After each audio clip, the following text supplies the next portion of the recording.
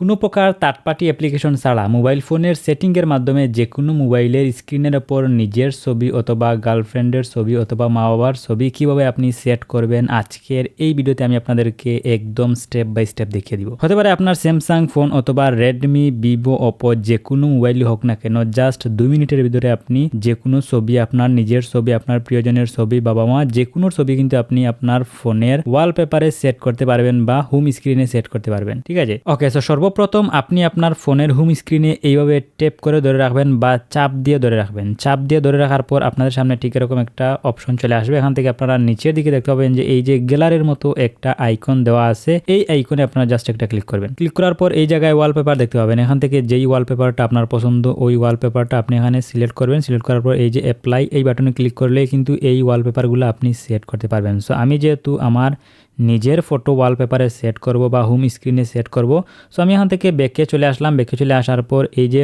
My account এই অপশনে আমি জাস্ট একটা ক্লিক করব। মাই অ্যাকাউন্টে ক্লিক করার পর এখান থেকে ওয়ালপেপার এই অপশনে আপনারা জাস্ট একটা ক্লিক করবেন। ক্লিক করার পর এখান থেকে আপনি এই যে প্লাস আইকনে একটা ক্লিক করবেন। ক্লিক করার পর এখন আপনাদের সামনে এরকম একটা অপশন কিন্তু চলে আসবে।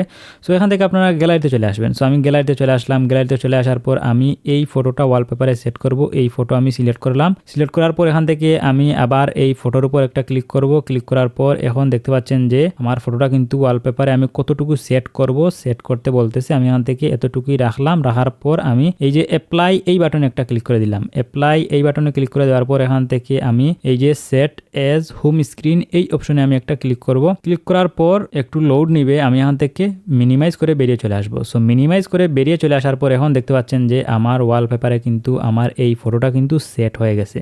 ঠিক আছে, সো এই গেল একটা পদ্ধতি। সো আপনি যদি এইভাবে ট্যাপ করে ধরে রাখার পর এই অপশনটা যদি আপনার না আসে তাহলে আপনি কি করবেন, আপনি সিম্পল একটা পদ্ধতি আছে, আপনি গ্যালারি ওপেন করবেন। গ্যালারি ওপেন করার পর যেই ফটোটা আপনি হোম স্ক্রিনে বা ওয়ালপেপারে সেট করতে যাচ্ছেন ওই ফটোটা আপনি সিলেক্ট করবেন। সিলেক্ট করার পর আপনি নিচে দেখতে পাবেন যে এই যে 3 ডটস, এই 3 ডটসে ক্লিক করবেন। ক্লিক করার পর এখান থেকে সেট এজ ওয়ালপেপার এই অপশনে একটা ক্লিক করবেন। ক্লিক করার পর এখান থেকে আপনি এই যে কতটুকু দিতে চান আপনি দিয়ে দিবেন। দিয়ে দেওয়ার পর অ্যাপ্লাই বাটনে ক্লিক করবেন। ক্লিক করার পর আপনি সেট এজ হোম স্ক্রিন এই অপশনে ক্লিক করবেন। ক্লিক করলে আপনি গ্যালারির মাধ্যমে কিন্তু যে কোনো ফটো আপনি চাইলে আপনার ওয়ালপেপারে সেট করতে পারবেন বা হোম স্ক্রিনে আপনি সেট করতে পারবেন।